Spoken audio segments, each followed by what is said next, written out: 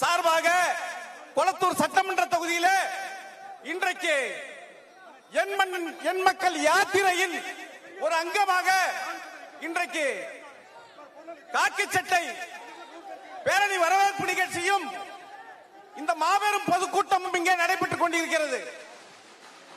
கொளத்தூர் சட்டமன்ற தொகுதியில் இன்றைக்கு தமிழகத்தின் எதிர்காலம் வருங்கால தமிழக முதல்வர் அண்ணாமலை அவர்கள் இன்றைக்கு இங்கே ஒரு வரலாற்று சிறப்புமிக்க உரையை கொடுக்க இருக்கிறார்கள். ஏனென்றால் கொளத்தூர் சட்டமன்ற தொகுதி தமிழக முதல்வர் ஸ்டாலின் அவர்களுடைய தொகுதி. தமிழகத்தின் அவல நிலையை இன்றைக்கு இந்த கொளத்தூர் சட்டமன்ற தொகுதியிலே நாம் பார்க்க முடியும். ஏனென்றால் தமிழகம் எவ்வளவு மோசமான சூழலில் இருக்கிறது என்பதற்கு இன்றைக்கு கொளத்தூர் சட்டமன்ற தொகுதியே காரணம். ஒரு முதல்வர் தொகுதி என்றால் அந்த முதல்வர் தொகுதியில இந்த 234 சட்டமன்ற தொகுதியிலும் ஒரு உதாரணமான தொகுதியாக கொளத்தூர் சட்டமன்ற தொகுதி இருக்க வேண்டும். ஆனால் 3 முறை சட்டமன்ற உறுப்பினராக இங்கு தேர்ந்தெடுக்கப்பட்ட இன்றைக்கு முதல்வராக இருக்கின்ற முன்பு மேயராக இருந்த ஸ்டாலின் அவர்கள் இன்றைக்கு கொளத்தூர் சட்டமன்ற தொகுதியில என்ன சாதனை செய்தார் முதல்வர் அவர்களே நீங்கள் சொல்ல முடியுமா? கொளத்தூர் சட்டமன்ற தொகுதிக்கு நீங்கள் செய்தது என்ன, தமிழகத்துக்கு செய்தது என்ன என்று நாங்கள் கேட்க விரும்பவில்லை. தமிழகத்திற்கு நீங்கள் அநீதி இழைத்துள்ளீர்கள், துரோகம் அளித்துள்ளீர்கள், லஞ்ச லாவண்ய ஊழல் ரவுடி ராஜ்யம் நடந்து கொண்டிருக்கிறது. ஆனால் கொளத்தூர் சட்டமன்ற தொகுதியிலாவது 3 முறை தேர்ந்தெடுத்த உங்களுக்கு இந்த வாக்காளர்களுக்கு நீங்கள் என்ன செய்தீர்கள்? குறிப்பாக ஒரு 5 பிரச்சனைகள் மட்டும் சொல்லிக்கொள்ள விரும்புகிறேன். நான் 5 நிமிடத்தில் என்னுடைய உரையை முடிக்கிறேன். இந்த பேப்பர் மில் சாலை, பெரம்பூரில் இருந்து இந்த பேப்பர் மில் சாலை 15 ஆண்டு காலமாக விரிவுபடுத்தப்படவில்லை. அதே போன்று பல்லவன் சாலை சுடுகாடு 15 ஆண்டுகளாக எம்எல்ஏ இருக்கிறார். ஆனால் அந்த சுடுகாடு தமிழகத்தின் மிக மோசமான சுடுகாடாக இருக்கிறது. ஒரு சுடுகாடு கூட கொளத்தூர் சட்டமன்ற தொகுதியிலே சரியாக இல்லை. அது மட்டுமல்ல, இந்த கொளத்தூர் சட்டமன்ற தொகுதியில 3 முறை சட்டமன்ற உறுப்பினராக இன்றைக்கு முதல்வராக இருக்கிறீர்கள். ஒரு நல்ல பள்ளிக்கூடத்தை கட்டித்தரவில்லை, ஒரு நல்ல கல்லூரியை கட்டித்தரவில்லை. இந்த கொளத்தூர் சட்டமன்ற தொகுதியில எந்த விதமான அடிப்படை வசதிகளும் இல்லை. கொளத்தூர் சட்டமன்ற தொகுதியில இன்றைக்கு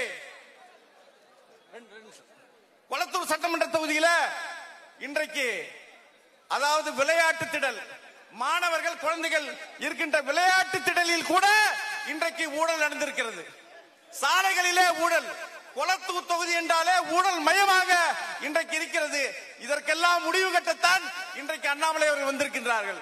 கொளத்தூர் சட்டமன்ற தொகுதி மக்கள் அனைவருமே அண்ணாமலை அவர்களை கூப்பிடுங்கள், கொளத்தூர் சட்டமன்ற தொகுதியை காப்பாற்றுங்கள் என்று இன்றைக்கு கேட்டதன் வாயிலாகத்தான் நாங்கள் கொளத்தூர் சட்டமன்ற தொகுதியிலே மாநில தலைவர் அண்ணாமலை அவர்களை நாங்கள் வரவேற்றிருக்கிறோம். மிக முக்கியமாக ஒரே ஒரு கருத்தை சொல்லிக்கொள்ள விரும்புகிறேன். சட்டசபையில இன்றைக்கு நம்முடைய மாநில தலைவர் அண்ணாமலை அவர்களை விமர்சித்த ஒரே காரணத்திற்காக திமுகவும் அதிமுகவும் ரகசிய கூட்டணி அமைத்து அவரை விமர்சித்த ஒரே காரணத்திற்காக இன்றைக்கு அவருக்கு ஒரு இருக்கை வழங்கி இருக்கிறார்கள். இதை விட கேவலம் இல்லை. எத்தனை ஊழல் கூட்டணிகள், எத்தனை ரகசிய கூட்டணிகள் அமைத்தாலும் தமிழகத்தில் ஆட்சி மாற்றம் நிகழ்வது நிச்சயம். 2024 மாநில தலைவர் அண்ணாமலை அவர்கள் தமிழக முதல்வராவது நிச்சயம் என்று கூறிக்கொண்டு வாய்ப்பளித்து நன்றி கூறி விடைபெறுகிறேன். நன்றி, வணக்கம். இன்றைக்கு திமுகவில் இருந்து இணைப்புக்காக வந்திருக்கிறார்கள்.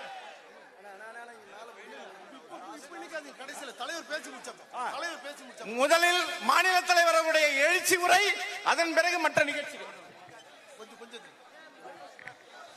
மலை பேரை கேட்டாலே அதிருதில்ல, சத்தம் பத்தல. மலை எங்க தலை, வருங்கால முதல்வர் எங்க தலை. எவ்வளவு ஆசையா வெயிட் பண்ணிட்டு இருந்தோம். உங்க ஆவலை எதிர்பார்க்கிறோம். தலைவரை உடனடியாக நாங்க பேச சொல்றோம்.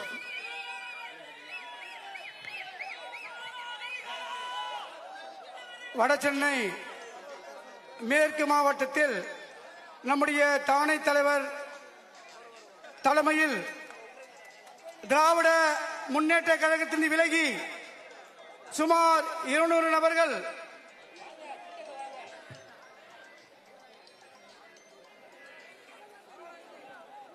திராவிட திமுகவிலிருந்து விலகி சுமார் 200 நபர்கள் கட்சியிலே தலைவர் முன்னணி இணைத்துக் கொள்கின்றார்கள். அவ்வை கஜேந்திரன் சென்னை மாவட்ட திமுக முன்னாள் மாவட்ட துணை அமைப்பாளர் இலக்கிய அணி அவர்கள் மேடைக்கு வருமாறு அன்போடு அழைக்கின்றோம். அதேபோல்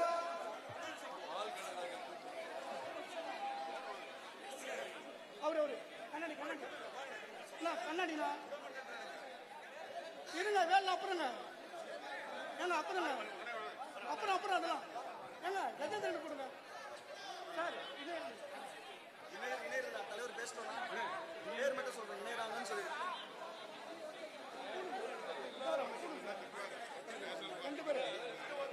அவங்க ரெண்டு பேர் மட்டும் அவங்க ரெண்டு பேர் மட்டும் மன்னிக்கணும் ரெண்டு பேர் திராவிட முன்னேற்ற கழகத்திலிருந்து கஜேந்திரன் அபிராமி அவங்கள மட்டும்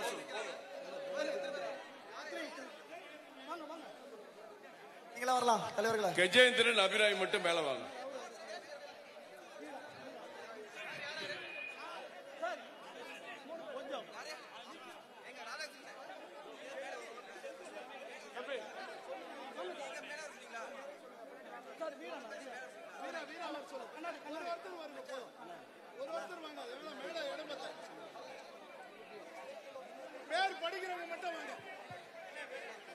மேடை சின்ன மேடை எல்லாரையும் கூப்பிட முடியாது.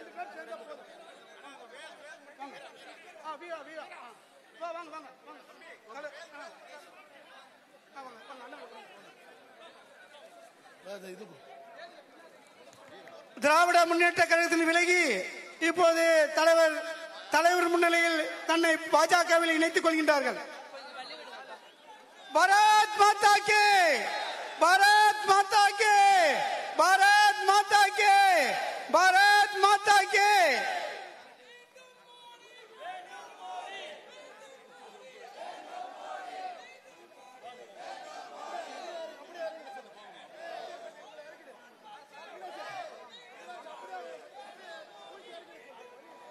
தன்னை பிஜேபியில் இணைத்துக் கொண்டார்கள். திராவிட முன்னேற்ற கழகத்தை சேர்ந்தவர்கள் அந்த கட்சியிலிருந்து விலகி நம்முடைய தானை தலைவர் முன்னிலையில் இன்று பாஜக இணைகின்றார்கள்.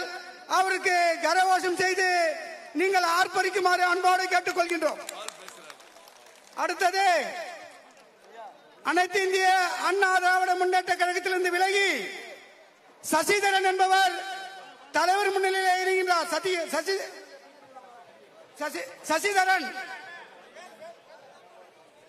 சசிதரன் அவர்கள் அனைத்து இந்திய அண்ணா திமுக கட்சியில் அனைத்து இந்திய அண்ணா திராவிட முன்னேற்ற கழகத்தை சேர்ந்த சசிதரன் அவர்கள் இப்பொழுது தலைவர் முன்னிலையில் இணைகின்றார். பாரத் மாதா கே. அனைத்து இந்திய அண்ணா திராவிட முன்னேற்ற கழகத்தை விலகி இப்போது தலைவர் முன்னிலையில் இணைகின்றார் சசிதரன் அவர்களுக்கு வாழ்த்துக்கள். அவருக்கு கைத்தட்டி கரகோஷம் செய்யுமாறு கேட்கின்றோம். அதேபோல் உமாபதி ஜெயச்சந்திரன் வாங்க ஏறுங்க. உமாபதி ஜெயச்சந்திரன் அந்த ஜெயச்சந்திரன் கை கட்ட உமாபதி ஜெயச்சந்திரன் உமாபதி ஜெயச்சந்திரன் ஜெயச்சந்திரன் மேல அவர் அனுப்பு.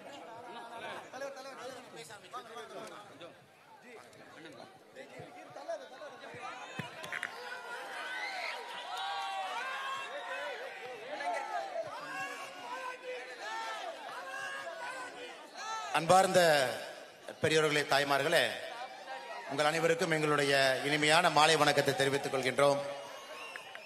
நம்முடைய வட சென்னை பாராளுமன்ற தொகுதி கொளத்தூர் சட்டப்பேரவை தொகுதியில நம்முடைய காக்கி சட்டை பேரணி இந்த நிகழ்வுல நம்முடைய தலைவர்கள் எல்லாம் ஒன்றாக இணைந்து உங்களை சந்தித்து இந்த நிகழ்ச்சியிலே பங்கேற்றுக் கொண்டிருக்கின்றோம்.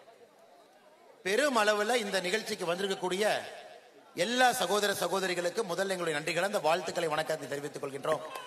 தாய்மார்கள், சகோதரிகள், குறிப்பாக நம்முடைய ஆட்டோ ஓட்டுநர்கள் சகோதரர்கள் எல்லாம் பெருமளவில் வந்திருக்கிறாங்க.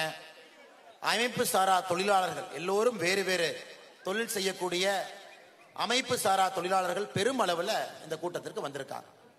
உங்களை எல்லாம் பார்க்கும் பொழுது எனக்கு தெரிவது என்னன்னாங்க, எதிர்பார்ப்பு, பாரதிய ஜனதா கட்சியின் மீது உங்களுக்கு இருக்கக்கூடிய எதிர்பார்ப்பு, குறிப்பாக 2024 பாராளுமன்ற தேர்தலில் 3வது முறையாக மோடி அவர்கள் ஆட்சி கட்டல்ல அமர்த்த வேண்டும் என்று சாமானிய மனிதர்கள் நினைக்கின்றார்கள் என்பதுதான் குளத்தூர் சட்டப்பேரவை தொகுதியில எனக்கு தெரியுதுங்க ஐயா.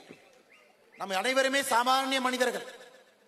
இன்னைக்கு இந்தியாவை வளர்க்கக்கூடியவர்கள், வளர்ச்சி அடையக்கூடிய இந்தியாவை இன்னும் அடுத்த கட்டத்திற்கு எடுத்துச் செல்லக்கூடியவர்கள், ரத்தம் சிந்தி உழைத்து இந்த நாட்டிற்கு தான் சம்பாதிக்கக்கூடிய பணத்தை எல்லாம் அர்ப்பணித்து, அதுல யாருமே திருட மாட்டாங்க, யாரும் லஞ்சம் வாங்க மாட்டாங்க, நாம சம்பாதிக்கிற பணத்துல நம்ம கட்டுற வரியில திரும்ப நமக்கு வரக்கூடிய மக்களுடைய பணிகளுக்காக வரக்கூடிய செயல் திட்டங்கள் அனைத்தும் நேர்மையாக வர வேண்டும் என்பதை மட்டும்தான் ஒரு சாமானிய மனிதன் எதிர்பார்க்கின்றான்.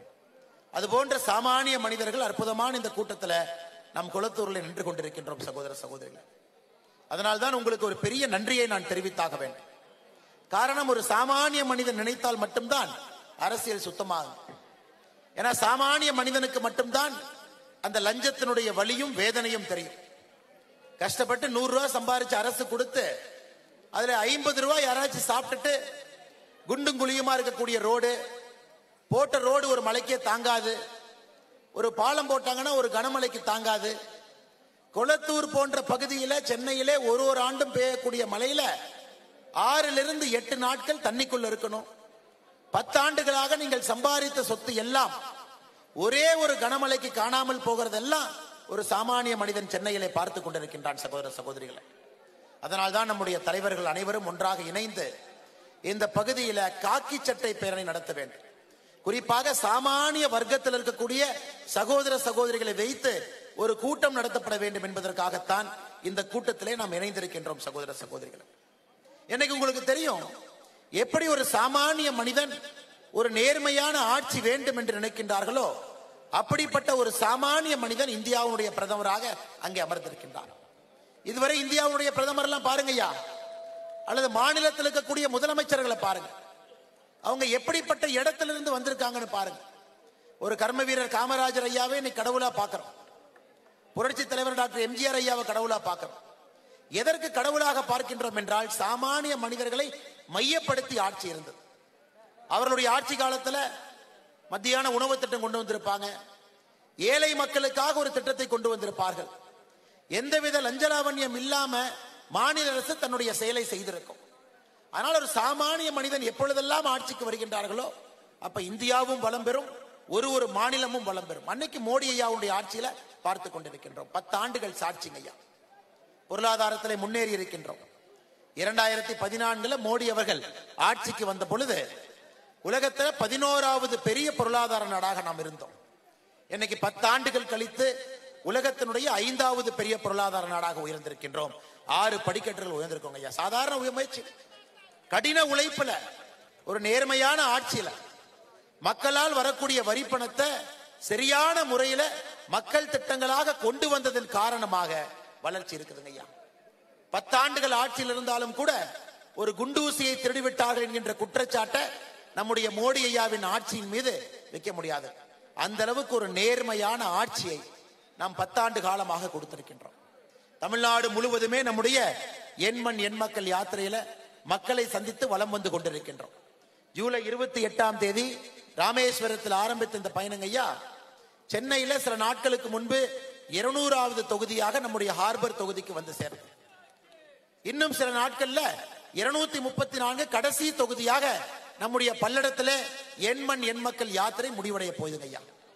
234 தொகுதிக்கு நாம் சென்றிருந்தாலும் நமக்கு மக்கள்கிட்ட பார்த்து பேசி கிடைத்திருக்கக்கூடிய உண்மை என்னன்னாங்க, தமிழகத்துல மக்கள் ஒரு நேர்மையான அரசியலை எதிர்பார்க்கின்றார்கள். சாமானிய மனிதனை மையப்படுத்தி ஒரு ஆட்சி நடக்க வேண்டும் என்று எதிர்பார்க்கின்றார்கள். எந்த விதமான லஞ்சம் இல்லாம வரி பணத்தை முறையாக கஷ்டப்பட்டு இந்த நாட்டிற்காக மாநிலத்திற்காக என்ன வரி கட்டுறோமோ அதிலே தரமான சாலை இருக்கணும், குண்டுகுழி இல்லாத சாலை இருக்கணும். மழை நீர் வந்தால் வடிந்து செல்ல வேண்டும். ஒரு ஆண்டும் ஆட்சியாளர்கள் பொய் சொல்லி 98% முடிச்சிட்டோம். 8000 கோடி ரூபாய் செலவு பண்ணியிருக்கோம். எந்த பிரச்சனை இருக்காதுன்னு சொல்லி ஒரு ஆண்டும் மழை தண்ணீரில் அவதிப்பட்டு வடிகால் சரியாக வேலை செய்யாம, அதுவும் வட சென்னை போன்ற பகுதியில் அடிப்படை வசதியான ஒரு குடிதண்ணீர் தட்டுப்பாடு. சுதந்திரம் கிடைத்து இத்தனை ஆண்டுகள் ஆகியும் முதலமைச்சர் அவர்களுடைய தொகுதியாக இருந்தோம். தொடர்ந்து திராவிட முன்னேற்ற கழகம் இங்கே எம்எல்ஏ எம்பி அவங்களே இருந்தும் கூட அடிப்படையில் ஒரு குடிநீருக்கு இன்னைக்கு வட சென்னை கஷ்டப்பட்டு இருக்கிறோங்க ஐயா. இதையெல்லாம் மாற்ற வேண்டும். இதெல்லாம் மாத்திரங்க ஐயா. இந்தியாவில் இருக்கக்கூடிய எல்லா தலைநகரத்தை பாருங்க, இந்தியாவில் இருக்கக்கூடிய எல்லா பெரிய ஊரை பாருங்க, டெல்லியை பாருங்க, நம்முடைய இந்தியாவுடைய தலைநகர். 7க்கு 7 பாராளுமன்ற தொகுதி பாரதிய ஜனதா கட்சியினுடைய எம்பி இருக்கிறாங்க. வளர்ச்சியை பாருங்க. பெங்களூரு பாருங்க ஐயா, 3க்கு 3 பாரதிய ஜனதா கட்சி. அதே போல மும்பையை பாருங்க. இந்தியாவில் இருக்கக்கூடிய பெரிய நகரங்கள் அனைத்தும் இன்னைக்கு மோடி ஐயாவுடைய வளர்ச்சி நமக்கு வேண்டும். ஒரு மாநகரமும் கூட அடிப்படை கட்டமைப்புகள் இருக்க வேண்டும். அந்த மாநகரத்தினுடைய வளர்ச்சி நன்றாக இருந்தால் சாமானிய மனிதனுக்கு எந்தவித பிரச்சனையும் இல்லாம இருக்கலாம். அப்படிங்கறத ஒரு பெரும் மாநகரமும் பாரதிய ஜனதா கட்சியின் பக்கம் வந்து கொண்டிருக்கிறது. ஆனா சென்னையை பாருங்க ஐயா, சென்னையை பாருங்க. தென் சென்னை எடுத்துக்கங்க. தென் சென்னையுடைய எம்பி யாருன்னு பாருங்க. தென் சென்னையினுடைய எம்பி யாருன்னு பாருங்க.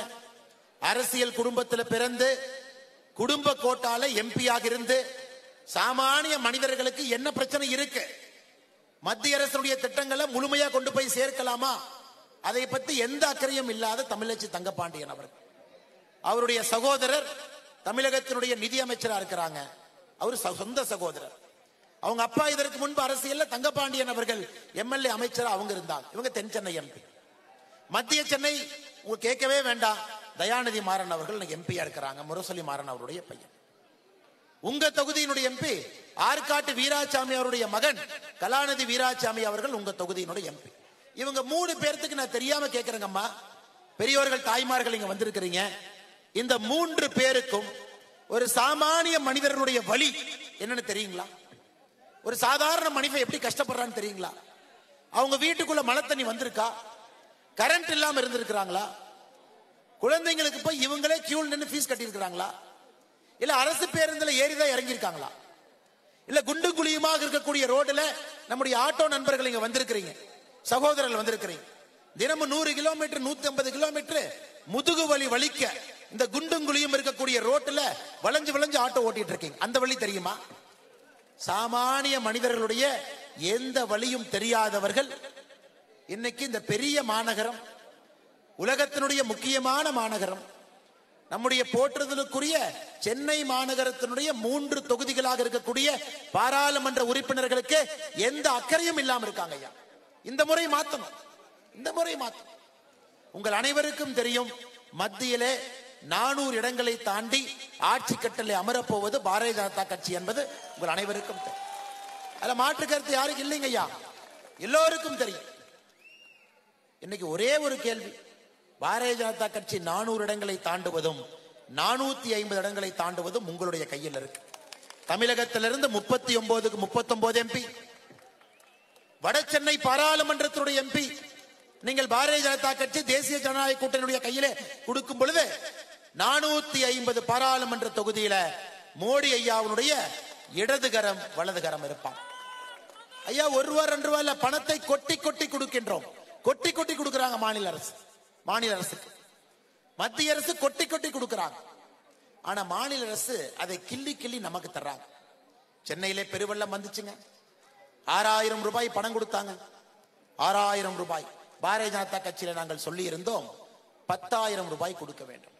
நிறைய பேர் கேட்டாங்க, இல்ல இல்ல இந்த அண்ணாமலை என்ன சும்மா சொல்றாரு, மாநில அரசு 6000 ரூபாய் கொடுக்கறாங்க, சும்மா 10,000 சொல்றாங்க. ஐயா, மத்திய அரசினுடைய குறியீடு அடிப்படையில் உயிர் சேதம், உடைமை சேதம், 2 நாட்களுக்கு மேல ஒரு வீடுல தண்ணி இருந்தா அதுக்கு ஒரு காம்பன்சேஷன் ஃபார்முலா, ஒரு குறியீடு வச்சிருக்கிறாங்க ஐயா. அதையெல்லாம் கணக்கு போட்டு பார்த்தா 10,500 ரூபாய் கொடுக்கப்பட்டிருக்க வேண்டும். அதனாலதான் ஒரு அறிக்கை கொடுத்து மத்திய அரசு NDRFல எந்த செக்ஷன்ல எவ்வளவு பணம் கொடுக்க வேண்டும் என்பதெல்லாம் நாங்களே போட்டு 10,500 ரூபாய் கொடுங்க. உங்களுக்கு தெரியும், உங்களுக்கு வந்திருக்கக்கூடிய இந்த 6,000 ரூபாய் பணமும் கூட 75% மத்திய அரசினுடைய பணமும் 25% மாநில அரசினுடைய பணமும் தான் உங்க கைக்கு வந்திருக்கக்கூடிய 6,000. ஆனா இவங்க ஒரு கவர் எடுத்து கவர்ல முதலமைச்சருடைய போட்டோவை போட்டு அதுக்குள்ள 6,000 ரூபாய் பணத்தை வச்சுட்டு அதை வாங்கும் பொழுது 2 திமுக நண்பர்கள் வந்து செல்ஃபி எடுத்து போட்டுட்டா மக்களுக்கு தெரியாம போயிருங்களா? உங்களுக்கு வந்திருக்கக்கூடிய இழப்பீடு தொகை 6,000 ரூபாயை முதல்ல கம்மி, அது 10,500 ரூபாய் வந்திருக்க வேண்டும். வந்திருக்கக்கூடிய பணத்துல 75 விழுக்காடு மத்திய அரசினுடைய பணமும் 25 விழுக்காடு மாநில அரசினுடைய பணம். சென்னைய ஸ்மார்ட் சிட்டியாக மாற்றுவதற்கு ஏறத்தாழ 1,000 கோடி ரூபாய் கொடுக்கப்பட்டிருக்கிறது. சென்னை மாறி இருக்குதுங்களா? மோடி ஐயா கொடுத்த 1,000 கோடி ரூபாயில சென்னை ரோட்ல இருக்கக்கூடிய குழி குண்டெல்லாம் போயிருச்சுங்களாங்க ஐயா? குண்டு குழி காணாம போயிருச்சா? 1,000 கோடி ரூபாய் கொடுத்தும் மழைநீர் வடிகாலுக்காக இன்னொரு 1,300 கோடி ரூபாய் கொடுத்தும் இந்த ஆண்டு மழை வந்த பிறகு இன்னொரு 560 கோடி ரூபாய் பேசின் மேனேஜ்மெண்ட் கொடுத்தோம். திமுகவை பொறுத்தவரை அது ஆற்றிலே போடுகின்ற பணம் தாங்க ஐயா.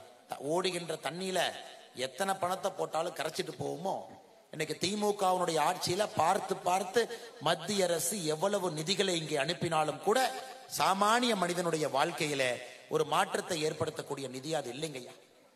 அதனால் நீங்கள் முடிவெடுக்கணும். மத்தியிலே ஆட்சி மோடி, அது மோடி அவர்கள் தனி பெரும்பான்மையில வரப்போறாங்க. திராவிட முன்னேற்ற கழகத்தினுடைய ஆட்சி தெரியுங்க ஐயா. 2022 ஆகஸ்ட்ல இந்தியா டுடே பத்திரிகையில ஒரு முதலமைச்சருடைய செயல்பாடை பத்தி ஒரு கட்டுரை போட்டிருந்தாங்க. முதலமைச்சரை பாத்தீங்கன்னா அந்த பத்திரிகையை தூக்கிட்டு ஒரு வாரம் சுத்திட்டு இருந்தார். இந்தியனுடைய பத்திரிகையில பாருங்க, 61% தமிழக மக்கள் நான் நன்றாக ஆட்சி செய்திருக்கின்றேன் என்று சொல்றாங்கன்னு அந்த ஒரு பத்திரிகையை தூக்கிட்டு சுத்திட்டு இருந்தார். 61% தமிழ் மக்கள் 2022 ஆகஸ்ட்ல நான் நன்றாக செயல்படுகின்றேன் என்று சொல்லுகின்றார். இதற்கு முன்பு போன வாரம் வந்த இந்தியனுடைய அதே பத்திரிகை 2 ஆண்டு கழித்து தமிழக மக்களுடைய கருத்து கணிப்புல இன்னைக்கு அது 36% மாறியிருக்கு. இப்ப அந்த பத்திரிகையும் தூக்குறது கிடையாது, அதை பத்தி பேசுறதும் கிடையாது. எந்த அளவுக்கு நம்முடைய முதலமைச்சர் அவர்கள் மீது தமிழகத்திலே அதிருப்தி இருக்குன்னு நீங்க பாருங்க ஐயா. 2 ஆண்டுகள்ல மக்களுடைய ஆதரவு 61 விழுக்காடுல இருந்து இன்னைக்கு 31 விழுக்காடுல அதே இந்தியா டுடே பத்திரிகையில அதே தமிழகத்தில் எடுக்கப்பட்ட ஆய்வின்படி இன்னைக்கு மாறி இருக்கு. ஆனா இன்னைக்கு திமுக காரங்க யாருமே இந்த புராணத்தை பத்தி பேசுறது இல்லை. சகோதர சகோதரிகளே, தமிழ்நாடு முழுவதும் இந்த ஆட்சியின் மீது வெறுப்பு, இந்த ஆட்சி தவறு செய்கின்றார்கள் என்பதை மக்கள் தெளிவாக புரிந்திருக்கின்றார். இந்த ஆட்சி ஒரே ஒரு குடும்பத்துக்காக மட்டும்தான் இருக்கு. குளத்தூருடைய எம்எல்ஏ யாருங்கம்மா? ஸ்டாலின் ஐயா இல்ல. இந்த பெரிய பெரிய நிறுவனங்கள்லாம் பாத்தீங்கன்னா அவங்க வேலையை அவுட் சோர்ஸ் பண்ணிடுவாங்க. பாத்திருக்கீங்களா? கம்பெனி அமெரிக்காவில் இருக்கும், ஆனா அந்த வேலையை பெங்களூரு, ஹைதராபாத், சென்னையில் நாம செய்வோம். இந்த தொகுதியினுடைய MLA out source MLA Sekar Babu ஒரு பேர். அவர் அவுட் சோர்ஸ் பண்ணியாச்சு. Outsourcing. உங்களுக்கு எம்எல்ஏ எல்லாம் இருக்கிறாங்க, தயவு செஞ்சு நினைச்சிடாதீங்க. Sekar Babu outsourcing BPO, business process outsourcing BPO போல அவுட் சோர்சிங் எம்எல்ஏ இன்னைக்கு குளத்தூருக்கு இருக்காங்க. ஸ்டாலின் எப்ப வருவாங்க? அந்த ஜீப் எடுத்துட்டு வருவாங்க. மழை வந்துச்சுன்னா அந்த சிவப்பு கருப்பு ஜீப் எடுத்துட்டு அந்த வண்டி 2 நாள் கழிச்சு வரும். எப்படி மக்களை பார்ப்பாங்க? இந்த பக்கம் 3 பேர் தொத்திக்கிட்டு இருக்காங்க, இந்த பக்கம் 3 பேர் தொத்திட்டு இருக்காங்க, முன்னாடி 2 பேர் தொத்திட்டு இருக்காங்க, பின்னாடி 2 பேர் தொத்திட்டு இருக்காங்க. எப்ப வண்டியை நிறுத்தி உங்கள்கிட்ட எப்ப கேட்க போறாங்க? அண்ணே நல்லா இருக்கீங்களா, எப்படி இருக்கிறீங்க, திட்டங்கள்லாம் வந்து சேருதா, தொகுதி எப்படி இருக்கு? அவர்கள் பேசுவதற்கு கூட சுத்தி இருக்கிறவங்க விட போறது கிடையாது. இந்த பக்கம் தொத்திக்கிட்டு இருக்காங்க, அந்த பக்கம் தொத்திக்கிட்டு இருக்காங்க. Out source MLA Sekar Babu அவர்கள் எப்படி குளத்தூர் முன்னேற பாருங்க. இந்தியா முழுவதும் முதலமைச்சருடைய தொகுதியை போய் பாருங்க எப்படி இருக்கு.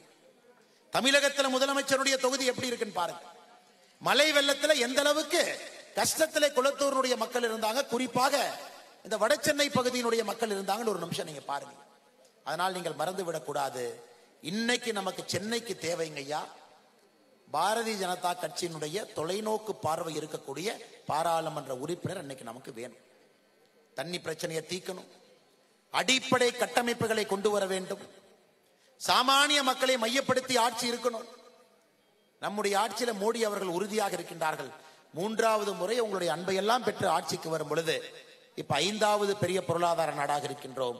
2028 முடியும் பொழுது 3வது பெரிய பொருளாதார நாடாக மாறும். இதனால் நமக்கு என்ன லாபங்க? இல்லைங்கன்னா நீங்க மைக்ல சொல்றீங்க, கேட்கறதுக்கு நல்லா இருக்கு. மோடி ஐயா வரும் பொழுது 11வது பெரிய பொருளாதார நாடு, நீங்க இன்னைக்கு 5ங்கிறீங்க, 2028 3ங்கிறீங்க. இதனால எனக்கு என்னங்கன்னா லாபம்? சரியான கேள்விதானே ஐயா. நீங்கள் வளர்ந்தால் மட்டும்தான் ஒரு நாடு வளரும். 2014 ஒரு சராசரி ஒரு இந்தியனுடைய வருமானம் 86,000 ரூபாய். இன்னைக்குங்க ஐயா 1,96,000 ரூபாய், 2 மடங்கு நம்முடைய சராசரி வருமானம் உயர்ந்திருக்கிறது. இன்னைக்கு உலகத்தினுடைய 3வது பெரிய பொருளாதார நாடுனா நீங்க $5 trillion அப்படின்னா இன்னும் நீங்க 1 மடங்கு வளரும். இன்னைக்கு எவ்வளவு இருக்கிறீங்களோ இன்னும் 1 மடங்கு வளரும்.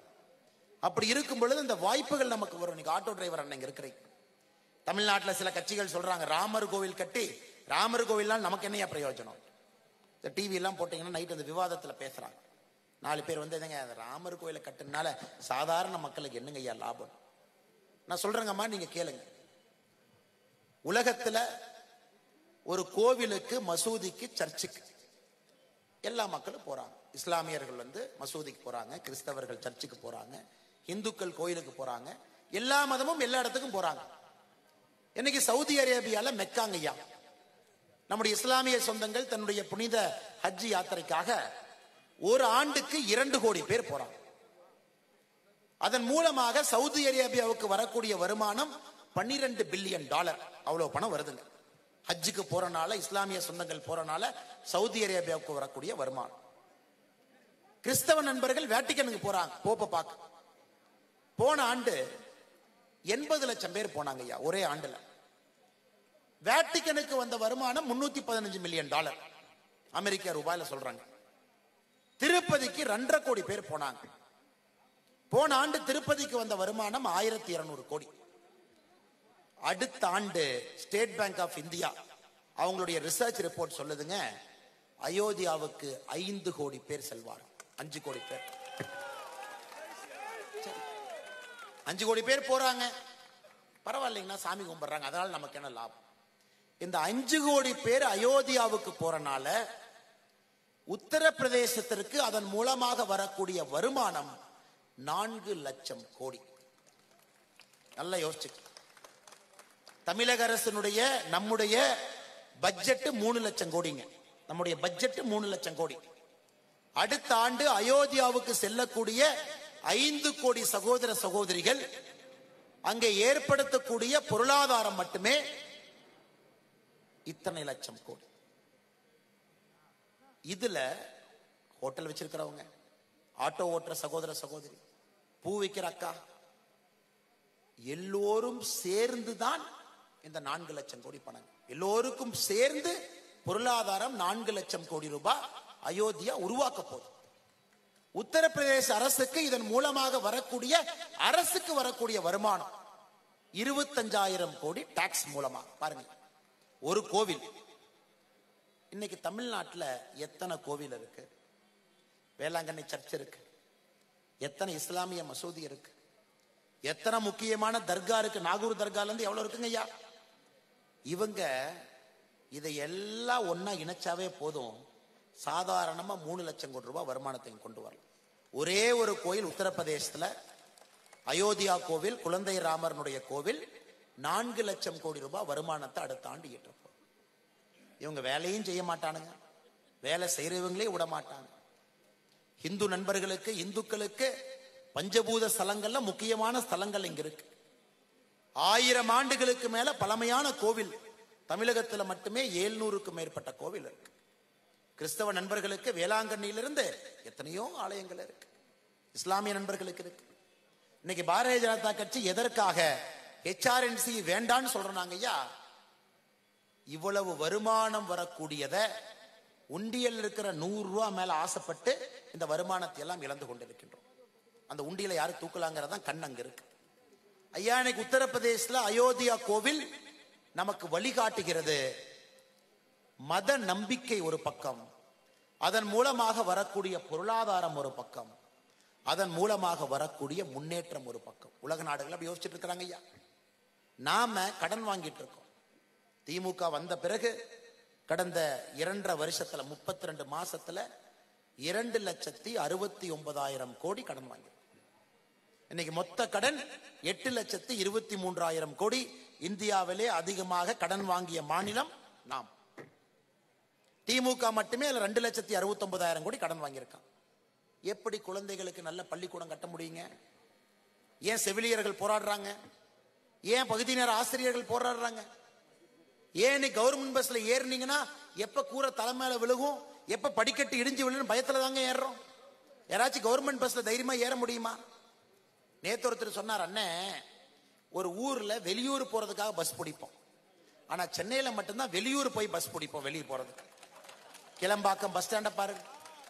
அதாவது வெளியே போறதுக்கு வெளியூர் போறதுக்கு பஸ் பிடிப்போம், ஆனா சென்னைக்காரங்க நாம வெளியூர்ல போய் பஸ் பிடிச்சு வெளியே போவோம். எதுக்கு? நல்லா தாங்க கோயம்பேடு இருந்தது, என்னங்க பிரச்சனை? அதை போய் ஒரு பஸ் ஸ்டாண்டை ஓபன் பண்ணி அங்க எந்த வசதி இல்லாம கொடுமையாக மக்களை கொடூரமாக, மக்கள் மீது எந்த நம்பிக்கை இல்லாம எத்தனை பிரச்சனை பாருங்க. சென்னைக்குள் இருக்கக்கூடிய பிரச்சனையை மட்டும் பாருங்க. அடிப்படை கட்டமைப்பு, சுகாதாரம். இன்னொன்னு பாருங்க ஐயா, நெஞ்சு எவ்வளவு வலிக்குது பாருங்க.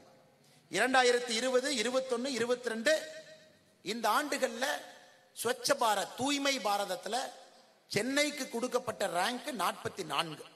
அப்படின்னா இந்தியாவில் இருக்கக்கூடிய எல்லா நகரத்துல 44வது ரேங்க் நம்ம. இந்த ஆண்டு யாராச்சும் பாத்தீங்களா சென்னைக்கு என்ன ரேங்க் கொடுத்திருக்காங்கன்னு?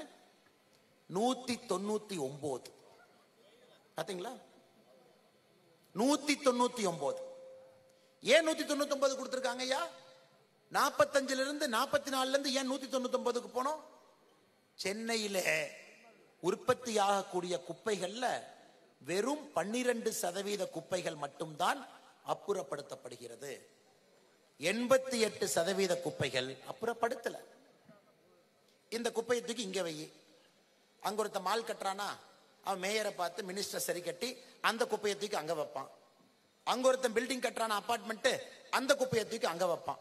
சென்னையை சுத்தி குப்பை மட்டும் மாறிட்டு இருக்கு. கவனிச்சிங்களாங்க ஐயா? நான் பார்த்துருக்கேன். என்னையா அது, போன மாசம் எங்க குப்பை கிடங்கு இவ்வளவு பெருசு இருந்தது, அதை கிளீன் பண்ணிக்கிட்டு இருப்பாங்க.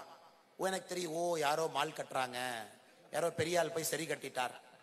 அப்படியே பக்கத்துல ஒரு 4 தெரு தள்ளி பார்த்தீங்கன்னா அந்த குப்பை மலையும் போல இருக்கக்கூடிய குப்பை 2 தெரு தள்ளி இன்னொரு தெருவுக்கு போயிருக்கும். அதனால் சகோதர சகோதரிகளே, சென்னை நகர்ல இன்னைக்கு வாழுவதற்கு நாம் கஷ்டப்பட்டு கொண்டிருக்கின்றோம். கஷ்டப்பட்டு இருக்கிறோம் ஐயா. குடிக்கிற ஒரு சுத்தமான தண்ணீரை ஒரு அரசுனால கேரண்டி பண்ணி கொடுக்க முடியலைங்க. அமோனியம் லீக்கேஜ் ஒரு பக்கம், இன்னொரு அரசு நிறுவனத்திலிருந்து இன்னொரு லீக்கேஜ் ஒரு பக்கம். ஒரு ஆண்டும் ஆண்டவனை வேண்டி, எல்லா ஊரும் என்ன வேண்டிக்குவாங்க? மழை நிறைய குடியான். சென்னை மக்கள் மட்டும்தான் மழை நிறைய பெஞ்சிராதேன்னு வேண்டிக்கும். பாருங்க கொடுமை பாருங்க. மழை நிறைய பெஞ்சா கஷ்டம் நமக்கு. உண்மையாலுமே சென்னை நகரை பாருங்க ஐயா, குளத்தூரை பாருங்க. ரோட்டுக்குள்ள குழி இருக்கா, குழியில ரோடு இருக்கான்னு சந்தேகம் உங்களுக்கு வரலையா? எல்லாத்தையும் சரி பண்ணுங்கம்மா, பெரிய வேலை காத்திருக்கு. ஆட்டோ அண்ணன் வந்து நம்மகிட்ட எவ்வளவு சவாரிக்கு பணம் வாங்குறாங்களோ, வண்டி ஜேசி ரிப்பேருக்கு அதை விட அதிகமா போகும் நினைக்கிறேன், அந்த குழியில எல்லாம் வண்டி ஓட்டி. ஆனால் சகோதர சகோதரிகளே, எங்களுடைய அன்பையான வேண்டுகோள், முழுமையாக சென்னை மாநகரை மாற்ற வேண்டிய நேரம் இது. நெட்டை கழட்டுறேன், போல்ட்டை கழட்டுறேன், பெயிண்ட் அடிக்கிறேன், அதெல்லாம் பத்தாது. சென்னை அதெல்லாம் தாண்டி போயிடுச்சு. குப்பையிலே கை வைத்து குடிநீரிலிருந்து, அடிப்படை கட்டமைப்பிலிருந்து, ரோடிலிருந்து, சுகாதாரத்திலிருந்து, ஆரம்ப சுகாதார நிலையத்திலிருந்து, சென்னைக்குள்ள இருக்கக்கூடிய கார்பரேஷன் பள்ளிக்கூடத்திலிருந்து எல்லாத்தையும் சரி பண்ண வேண்டிய நேரம் இந்த பாராளுமன்ற தேர்தல் 2024. இன்னைக்கு பாருங்க ஐயா, நான் சில திட்டங்கள் படிக்கிறேன். இன்னைக்கு உங்களுக்கே ஆச்சரியமா இருக்கும், இந்த திட்டங்கள்லாம் நமக்கு வந்திருக்கான். இன்னைக்கு மத்திய அரசு, குறிப்பாக நம்முடைய அமைப்பு சாரா தொழிலாளர்கள் யார் இருக்கிறாங்க, கட்டடத்துல கூலி வேலை செய்யறவங்க, மேஸ்திரி, எல்லாம் அமைப்பு சாரா தொழிலாளர்கள் அப்படிங்கிறவங்க. இன்னைக்கு நம்முடைய மோடி ஐயா அமைப்பு சாரா தொழிலாளர்களுக்கு பென்ஷன் கொடுக்கறாங்க. பென்ஷன் 60 வயசு ஆயிடுச்சுன்னா மாசம் 3000 ரூபாய் பென்ஷன். அண்ணே நான் என்னண்ணே, நான் வந்து காரச்சட்டியில நான் கார வேலை செஞ்சுட்டு இருக்கிறேனே, ஒரு அபார்ட்மெண்ட்ல வேலை செய்யறேன், எனக்கு பென்ஷனா? ஆமா பென்ஷனுங்க ஐயா. அமைப்பு சாரா தொழிலாளர்களுக்கு பென்ஷனு. அதற்கு மாசத்துக்குங்க ஐயா, யாருக்கு பென்ஷன் வேண்டுமோ ஒரு மாசத்துக்கு 18 வயசுல இருந்து 40 வயசுக்குள்ள நீங்க பிரீமியம் கட்டணும். அதற்கான பணத்தை மாசம் மாசம் கட்டிக்கிட்டே வரணும். 55 ரூபா 18 வயசா இருந்தா மாசம் 55 ரூபா கட்டணும். உங்களுக்கு 40 வயசா இருந்தா மாசம் 200 ரூபா கட்டணும். 55 ரூபாயில இருந்து 200 ரூபாய்க்குள்ள மாசம் மாசம் பணத்தை கட்டிட்டு வந்தீங்கன்னா உங்களுடைய 60வது பிறந்த நாளிலிருந்து தொடர்ச்சியாக 3000 ரூபாய் உங்களுடைய வங்கி கணக்குக்கு பென்ஷனா வந்துடும். மாநில அரசு கேம்ப் போடுறது இல்லைங்க. இதெல்லாம் எம்பியினுடைய வேலை. எம்பி வந்து எங்கே அமைப்பு சாரா தொழிலாளர்கள் இருக்கிறாங்களோ உங்களுடைய கூட்டமைப்பை சந்தித்து இங்க வாங்கம்மா ஒரு இது போடுறோம், எல்லாம் வந்து நில்லுங்க, ஆதார் அட்டை கொடுங்க, வங்கி கணக்கு கொடுங்க, போன் நம்பரை கொடுங்க, 3 இணைச்சிடலாம். கிடையாது. இன்னைக்கு தமிழகத்தில் பாத்தீங்கன்னா வெறும் 2,57,134 பேர் தான் திட்டத்தில் இருக்கிறாங்க. ஐயா மோடி ஐயா அந்த திட்டத்திற்கு மன்தன் யோஜனான்னு ஒரு பேர் வச்சிருக்கிறாங்க. PMSYM அப்படின்னு ஒரு திட்டங்க. ஐயா வெறும் 2,57,134 பேர் தான் அமைப்பு சாரா தொழிலாளர்கள் மாதாந்திர பென்ஷன் திட்டத்தில் இருக்காங்க. ஐயா நீங்க புரிஞ்சுக்கணும், நீங்க 55 ரூபா கட்டினா மோடி ஐயா 55 ரூபா உங்களுக்கு கட்டுறாங்க. நீங்க 200 ரூபா கட்டினா மோடி ஐயா 200 ரூபா கட்டுறாங்க. 18 வயசுல இருந்து 40 வயசுக்குள்ள அமைப்பு சாரா தொழிலாளர்கள் 60 வயசுக்கு மேல 3000 ரூபாய் மாத மாத பென்ஷன் வர வேண்டும் என்று யார் நினைக்கின்றீர்களோ பிரீமியம்ல 50% உங்களுது, 50% மோடி ஐயா. ஆனா இந்த திட்டத்தை மாநில அரசு செயல்படுத்த வேண்டும் என்று சொல்லி இருக்கின்றோம். இது பிஜேபி காரங்க செய்ய முடியாது. மாநில அரசை நம்பி மோடி ஐயா அந்த திட்டத்தை கொடுத்திருக்கிறாங்க. இன்னைக்கு உத்தரப்பிரதேசல பாருங்க, ஈஸ்ராம் ஒரு அட்டை வாங்கணும். அமைப்பு சாரா தொழிலாளர்களுக்கு இந்தியா முழுவதுமே ஒரு அடையாள எண் கொடுக்கிறாங்க. தமிழகத்துல அதை பெற்றவர்கள் பாத்தீங்கன்னா 2,17,95,000 பேர், 2,17,00,000 பேர் பெற்றிருக்காங்க. ஐயா யூபியில பாத்தீங்கன்னா இதை விட 8 மடங்கு அதிகமா பெற்றிருக்காங்க. எங்கேயெல்லாம் பாரதிய ஜனதா கட்சி கீழையும் பாரதிய ஜனதா கட்சி மத்தியம்ல இருக்கோ மத்திய அரசுடைய திட்டத்தை 100% முழுமையா கொண்டு போறாங்க. எத்தனை அமைப்பு சாரா தொழிலாளர் கோடிக்கணக்கான மக்கள் இருக்கிறாங்க. அதுல வெறும் 2,57,000 பேருக்கு மட்டும்தான் 3000 ரூபாய் பென்ஷன் என்றால் ஏத்துக்க முடியுமாங்க ஐயா? இன்னைக்கு பாருங்க, வருஷத்துக்கு 20 ரூபா, வருஷத்துக்கு 20 ரூபா கட்டிங்கன்னா ஒரு திட்டம், பிரதான் மந்திரி சுரக்ஷா பீமா யோஜனா ஒரு திட்டங்க ஐயா. வருஷத்துக்கு 20 ரூபா கட்டிட்டீங்கன்னா ஆக்சிடென்டல் டெத், நாம் பணி செய்யும் பொழுது பணியில் இருக்கும் பொழுது நமக்கு ஏதாவது ஒரு பிரச்சனையாகி இறந்துட்டாங்கன்னா அமைப்பு சாரா தொழிலாளர் நேரடியாக அவருடைய குடும்பத்துக்கு 2 லட்சம் ரூபாய், பணியில் இருக்கும் பொழுது காயம் பட்டாங்களா 1 லட்சம் ரூபாய், வருஷத்துக்கு 20 ரூபாய்ங்க ஐயா. வருஷத்துக்கு 20 ரூபாய், மாசத்துக்கு 1,500 ரூபாய். தமிழகத்தில் இதுல எவ்வளவு பேர் பயன்பெற்று இருக்காங்கன்னா 1,93,23,23,000 பேர். இது பரவாயில்லைங்க. 1,93,00,000 பேர் பயன்பெற்று இருக்கிறாங்க. இதுவும் மோடி ஐயா நமக்காக கொடுக்கிறாங்க. அடுத்து மோடி ஐயா நினைக்கின்றார்கள் யாருமே மலக்குழியிலே பணி செய்யக்கூடாது, மலக்குழியில எந்த ஒரு சகோதர சகோதரியும் பணி செய்யக்கூடாது என்பதற்காக அது போன்ற பணியில யாராச்சும் இருந்தாங்கன்னா விட்டுட்டு வெளியே வந்த உடனே முதல் நாள் 40,000 ரூபாய், அடுத்த 2 ஆண்டுகள் பயிற்சி மாசத்துக்கு 3,000, அதன் பிறகு 5 லட்சம் ரூபாய் லோன் கொடுத்து புதிதாக ஒரு வேலையை ஆரம்பிக்கலாம். இந்த திட்டமும் மோடி ஐயா கொண்டு வந்திருக்கக்கூடிய திட்டம்.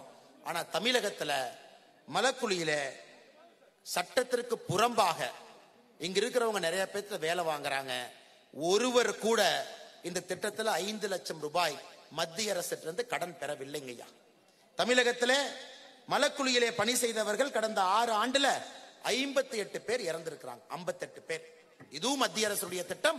அமைப்பு சாரா தொழிலாளர், சாலையோர வியாபாரிகள், பஜ்ஜி கடையக்கா, பூக்கடையக்கா, சாலையோரத்தில் கடை போட்டு வியாபாரம் செய்யக்கூடிய சகோதர சகோதரிகள் வட்டி இல்லா கடன் சுவநிதியில வட்டி இல்லாம 10,000 ரூபாய் கட்டி முடிச்ச உடனே 20,000 வட்டி இல்லாம, 20,000 கட்டி முடித்தவுடன் வட்டி இல்லாம 50,000, 10,000, 20,000, 50,000 எந்த கேள்வியும் கேட்காம சாலையோரத்திலே பணி செய்யக்கூடிய சகோதர சகோதரிகளுக்கு சுவநிதி திட்டம் மூலமாக தமிழகத்துல 3,64,000 பேர்த்துக்கு திட்டம். இதை பத்தி எம்பி எப்பாச்சும் பேசியிருக்காருங்களா? கேம்புக்கு போட்டிருக்காரா? இந்த மாதிரி உங்களுக்கு இந்த மாதிரி திட்டம் இருக்கு சேர்த்துறேன்னு சொல்லியிருக்காங்களா? இல்லைங்க ஐயா. இது அனைத்தும் இங்க இருக்கக்கூடிய திட்டம். எனக்கு சகோதரிகள் இங்க இருக்கிறீங்க, சொந்தமாக ஒரு தொழில் ஆரம்பிக்கணும்னு நினைக்கிறீங்க, 1 லட்சத்திலிருந்து 50 லட்சம் ரூபாய் வரை சுய தொழிலுக்கு மோடி ஐயா கொடுக்கிறாங்க. தமிழகத்தில் கடந்த 3 ஆண்டுகளை மட்டுமே 17,337 பேர் இந்த திட்டத்திலே பயனடைந்திருக்கின்றார். முத்ரா திட்டத்தை பத்தி சொல்லவே வேண்டாங்க ஐயா. நிறைய பேர் இங்க முத்ரா திட்டத்திலே பயன்பெற்றவர்கள் இந்த அரங்கில் அமர்ந்திருக்கிறீங்க. தமிழகத்தில் மட்டுமே 2 லட்சம் கோடி ரூபாய் கொடுக்கப்பட்டிருக்கிறது. 50,000 ரூபாய்க்கு வரைக்கும் வாங்கலாங்க ஐயா. முதல் முத்ரா 50,000 5 லட்சம் வாங்கலாம், 5 லட்சத்திலிருந்து 10 லட்சம் வாங்கலாம், 10 லட்சம் ரூபாய் வரை முத்ரா கடன். டெய்லர் கடையில வேலை செய்யற டெய்லர் அக்கா ஆரம்பிச்சு சின்ன தொழில் யாரு செய்யறாங்க, வங்கிக்கு போனா கடன் கொடுக்க மாட்டாங்க, அவர்களுக்காக முத்ரா திட்டம் தமிழகத்தில் 2 லட்சம் கோடி ரூபாய் நாம் கொடுத்திருக்கின்றோம். ஐயா, நம்ம பேச்சு மட்டும் இல்ல, அமைப்பு சாரா தொழில் இருக்கக்கூடிய எல்லா சகோதர சகோதரிகளுக்கும் இது மோடி ஐயா இத்தனை திட்டத்தை கொண்டு வந்திருக்கின்றார். எங்களுடைய கோபம், இதை செய்ய வேண்டிய எம்பி செய்வதில்லை, இதை செய்ய வேண்டிய மாநில அரசு அக்கறையோடு செயல்படுவதில்லை. எல்லாவற்றையும் தாண்டி அடிப்படை கட்டமைப்புக்காக இவ்வளவு பணம் கொடுத்தும் கூட ஊழல் பெருச்சாலைகள் அதை சாப்பிட்டுங்க ஐயா. அடிப்படையில் எந்த விதமான ஒரு கட்டமைப்பும் திராவிட முன்னேற்ற கழகத்தினுடைய அரசு உருவாக்கவில்லை. அதனால்தான் எங்களுடைய தாழ்மையான வேண்டுகோள், இந்த முறை ஒரு முறை வட சென்னையில நீங்க மாத்தி யோசிச்சு மோடி ஐயாக்கு ஒரு வாய்ப்பு கொடுக்கும். இது முழுவதும் மாற்றுவதற்கு நீங்க வாய்ப்பு கொடுக்கணும். நாம மாத்துவோங்க ஐயா. அடிப்படையிலிருந்து எல்லாத்தையும் சரி பண்ணும். குடிதண்ணீரிலிருந்து, மழைநீர் வடிகாலிலிருந்து, உள்கட்டமைப்பிலிருந்து, சென்னை மாநகர இவங்க சும்மா சிங்கார சென்னைன்னு எழுதி வச்சா சிங்கார சென்னை ஆயிருங்களாங்க ஐயா. சிங்கார சென்னைன்னு போர்டு எழுதி வச்சா சிங்கார சென்னை ஆயிருமா? இன்னைக்கு உண்மையாலும் சென்னையை ஒரு உலக தரம் வாய்ந்த ஒரு தலைநகராக மாற்ற வேண்டும் என்றால் மோடி ஐயாவுடைய கையில சென்னையை ஒப்படைக்க வேண்டிய நேரமும் காலமும் 2024 தேர்தலில் வந்துருச்சுங்க ஐயா. நிச்சயமாக நீங்கள் இதை செய்ய வேண்டும். இன்னைக்கு ஆட்டோ அண்ணன் இருக்கிறீங்க ஐயா. திமுகவுடைய தேர்தல் வாக்குறுதி, சென்னை உள்ளிட்ட மாநகரத்துல நகரத்துல சொந்தமாக ஆட்டோ ஓட்டும் தொழிலாளர்கள் தமிழ்நாடு தொழில் முதலீட்டு கழகம் மூலமாக அல்லது வங்கி கடன் மூலமாக ஆட்டோ வாங்குவதற்கு அரசு 10,000 ரூபாய் மானியம் கொடுக்கும். திமுகவுடைய தேர்தல் வாக்குறுதியை உங்களுக்கு படிச்சுட்டேன் ஐயா. நாங்க பாரத பிரதமர் அவர்கள் தொழில் முனைவோர் திட்டத்தில் ஆட்டோக்கு மட்டுமே 5 லட்சம் ரூபாய் வரை 35% மானியத்தில் நாங்க கொடுக்கிறோம். அதற்காக தலைவர் இங்க இருக்கிறாரு பாருங்க, ராதாகிருஷ்ணன். நம்மகிட்ட அமைப்பு சாரா தொழிலாளர் பிரிவு இங்க இருக்கு. நம்முடைய மாநிலத்தினுடைய பொறுப்பாளராக அண்ணன் இருக்கிறாங்க ஐயா. பிரதம மந்திரி தொழில் முனைவோர் திட்டத்தில் ஆட்டோ, ஒரு ஆட்டோ 2 ஆட்டோ 5 லட்சம் ரூபாய் வரைக்கும் நீங்க வாங்கிக்கலாங்க ஐயா. 35% மானியம். இவங்க 10,000 ரூபாய் கொடுக்கறேன்னு கொடுக்கவே இல்லை. நாம் தமிழகத்திலே கொடுத்து கொண்டிருக்கின்றோம். யாராவது நண்பர்கள் அண்ணன் எங்களுக்கு தெரியல, நாங்க வாங்கணும், நாங்க வாங்காம இருக்கோம் அப்படின்னா அண்ணன் ராதாகிருஷ்ணன் அவர்கள் இந்த நிகழ்ச்சி முடிஞ்சு மேடையில் இங்கேயே இருப்பாங்க. அவரை சந்தித்து இந்த நிகழ்ச்சியிலே நீங்கள் பயனடைய வேண்டும் என்கின்ற அன்பான வேண்டுகோளை இங்க வந்திருக்கக்கூடிய நம்முடைய ஆட்டோ ஓட்டுநர் சகோதர சகோதரிகளுக்கு நான் தெரிவித்துக் கொள்கின்றேன் ஐயா. சாலையோர வியாபாரிகளுக்கு கூட்டுறவு வங்கிகள் மூலமாக 15,000 ரூபாய் கொடுப்போம். 1 ரூபாய் திமுக கொடுக்கல. ஆனா நாமங்க ஐயா சுவநிதி மூலமாக வட்டி இல்லாம 10,000, கட்டி முடிச்சா 20,000, கட்டி முடிச்சா 50,000. திமுக சொல்லி இருக்கக்கூடிய 2 தேர்தல் வாக்குறுதி அமைப்பு சாரா தொழிலாளர்களுக்கு 2மே செய்யல. ஆனால் நாம் சொல்லாமல் உங்களுக்கு 7 திட்டங்களை கொண்டு வந்து செயல்படுத்தி கொண்டிருக்கின்றோம். இருக்கக்கூடிய சகோதர சகோதரிகளுக்கு இந்த நேரத்தில் உங்கள் எல்லாருக்கும் நன்றி சொல்ல வேண்டிய நேரம். அதே நேரத்தில் இந்த அற்புதமான கூட்டத்தை வடிவமைத்து நாம் எல்லாம் இங்கு இருப்பதற்கு காரணமாக இருக்கக்கூடிய தலைவர்களுக்கு நன்றி சொல்ல வேண்டிய நேரமும் காலமும் இது. வட சென்னை பாராளுமன்றத்தினுடைய அமைப்பாளர் புகழ்பெற்ற வழக்கறிஞர் அண்ணன் பால் கனகராஜ் அவர்கள் நம்மோடு இருக்கின்றார்கள். அவருக்கு என்னுடைய நன்றிகளை, அந்த வாழ்த்துக்களை, வணக்கங்களை தெரிவிச்சு ஐயா. வட சென்னை பாராளுமன்றத்தினுடைய இணையமைப்பாளர், பாரதிய ஜனதா கட்சியினுடைய மாநில செய்தி தொடர்பாளர் அண்ணன் ANS பிரசாத் அவர்கள் நன்றிகளை, அந்த வாழ்த்துக்களை, வணக்கங்களை தெரிவிச்சுக்கிறேன். வட சென்னை பாராளுமன்றத்தினுடைய பொறுப்பாளர், உங்களுக்கு தெரியும் அண்ணனுக்கு அறிமுகமே தேவையில்லை, பெப்சி யூனியனுடைய தலைவராக இருந்து இந்த பகுதியில் பெரிதும் மக்களால் மதிக்கக்கூடிய அண்ணன் பெப்சி சிவா அவர்களுக்கு என்னுடைய வாழ்த்துக்களை, வணக்கங்களை தெரிவித்துக் கொள்கின்றேன். மாநிலத்தினுடைய துணைத் தலைவர், இந்த பகுதியினுடைய பொறுப்பாளர், கண்ணியமிக்க ஒரு அரசியல் தலைவர் அண்ணன் கருநாகராஜன் அவர்களுக்கு நன்றி கலந்த வாழ்த்துக்களை வணக்கங்களை தெரிவித்துக் கொள்கின்றேன். மாநிலத்தினுடைய செயலாளர் அருமை சகோதரர் சதீஷ்குமார் அவர்கள் மிக கடுமையாக இந்த நிகழ்ச்சிக்காக உழைத்திருக்கின்றார்கள். அவருக்கும் நான் நன்றிகளை தெரிவித்துக் கொள்கின்றேன். மத்திய அரசு நலத்திட்ட பிரிவினுடைய மாநில தலைவர் அண்ணன் லோகநாதன் அவர்களுக்கு, வடசென்னை மேற்கு மாவட்டத்தினுடைய தலைவர், இந்த பகுதியினுடைய தலைவர், இந்த நிகழ்ச்சி நடப்பதற்கு முழு காரணமாக இருந்து நம்முடைய தொண்டர்கள் எல்லாம் ஒருங்கிணைத்து நம்ம எல்லாம் சந்திப்பதற்கு ஏற்பாடு செய்து கொடுத்த அருமை மாவட்ட தலைவர் அண்ணன் கபிலன் அவர்களுக்கு நன்றி கலந்த வாழ்த்துக்களை வணக்கங்களை தெரிவித்துக் கொள்கின்றேன்.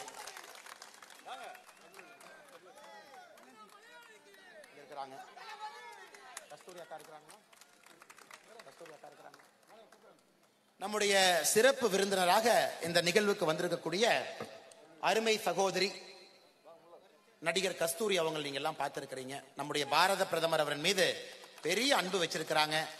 தொடர்ந்து தேசியத்தின் பக்கம் எப்பொழுதும் ஆதரவு கொடுக்கக்கூடிய, உண்மையை தைரியமாக உறக்கமாக பேசக்கூடிய சகோதரி கஸ்தூரி அவர்கள் இந்த நிகழ்வுக்கு வந்திருக்கின்றார்கள். அவருக்கு என்னுடைய சிறப்பான நன்றிகளையும் வணக்கத்தையும் இந்த நேரத்தில் தெரிவிப்பது என்னுடைய கடமையாக கருதுகின்றேன். வடசென்னை கிழக்கு மாவட்டத்தினுடைய தலைவர் அருமை சகோதரர் கிருஷ்ணகுமார் அவர்களுக்கு நன்றி கலந்த வாழ்த்துக்களை வணக்கங்களை தெரிவித்து, அமைப்பு சாரா மக்கள் சேவை பிரிவினுடைய மாநில தலைவர், நான் சொல்லுகின்ற திட்டத்தை எல்லாம் தமிழ்நாட்டில் கட்சியின் சார்பாக செயல்படுத்தக்கூடிய தலைவர் சகோதரர் ராதாகிருஷ்ணன் அவர்களுக்கு நன்றி கலந்த வாழ்த்துக்களை வணக்கங்களை தெரிவித்துக் கொள்கின்றேன். பெரம்பூர் சட்டமன்ற தொகுதியினுடைய அமைப்பாளர் பாலாஜி அவர்கள், இணையமைப்பாளர் இளமதி அவர்கள், பொறுப்பாளர் பிரவீன்குமார் அவர்கள், திருவிக நகர் சட்டமன்ற தொகுதியினுடைய அமைப்பாளர் கபிலன் அவர்கள், இணையமைப்பாளர் சரவணன் அவர்கள், பொறுப்பாளர் சந்தோஷ்குமார் அவர்கள், கொளத்தூர் சட்டமன்ற தொகுதியினுடைய அமைப்பாளர் PK இளங்கோ அவர்கள், இணையமைப்பாளர் முத்தையா அவர்கள், பொறுப்பாளர் பிரகாஷ் அவர்கள், மேடையில் இருக்கக்கூடிய எல்லா தலைவர்கள்,